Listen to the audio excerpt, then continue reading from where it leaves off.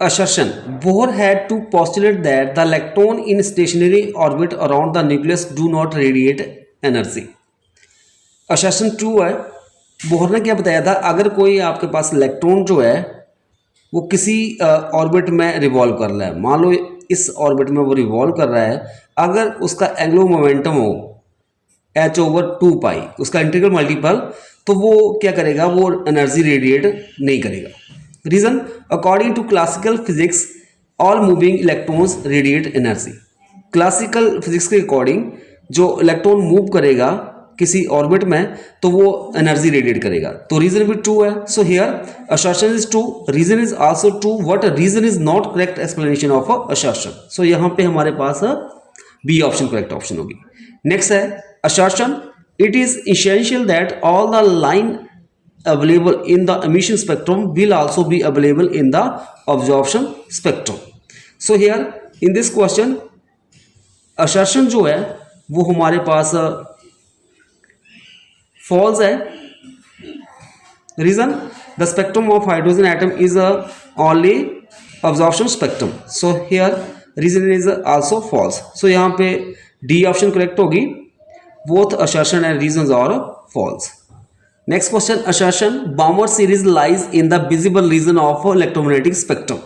जो बाउमर सीरीज होती है वो विजिबल रीजन जो होता है इलेक्ट्रोमैग्नेटिक स्पेक्ट्रम उसमें लाई करती है. So here assertion is true.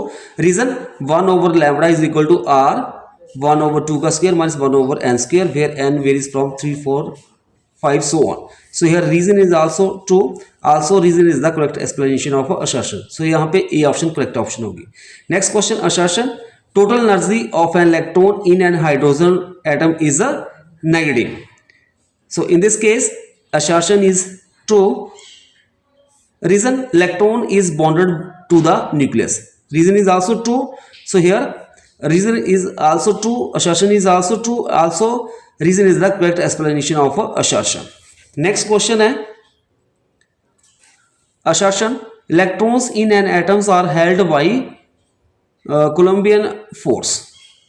So here assertion true होगा क्योंकि इलेक्ट्रॉन जो है वो हेल्ड करते हैं न्यूक्लियस के अंदर, क्योंकि उनके बीच में जो न्यूक्लियस होगा और उसके चारों इलेक्ट्रॉन लाई करेंगे, मतलब एक सर्कुलर ऑर्बिट में रिवॉल्व करेंगे, तो इलेक्ट्रॉन्स और न्यूक्लियस के बीच में कूलम फोर्स होती है जिसके कारण वो वहाँ पे हेल्ड करते हैं. So assertion is true.